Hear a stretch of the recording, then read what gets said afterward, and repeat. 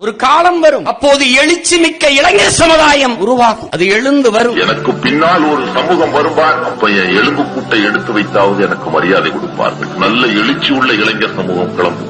என்னை புதைத்த இடத்தில் என் எலும்பு கூடுகளை தோண்டி எடுத்து எனக்கு நன்றி சொல்லும். நான் விதைப்பதெல்லாம் கனிகள் அல்ல, என் பேச்சு கனிகள் அல்ல, அவ்வளவும் விதைகள். இவைகள் எல்லாம் விதைகள், கனிகள் அல்ல. இப்ப நான் பேசிட்டு போறதெல்லாம் கனிகள் அல்ல, விதைகள். நற்றத நட்டு வைப்போம், அது முளைத்து வரும். வரலாறு என்னை விடுதலை செய்யும் என்கிறார்.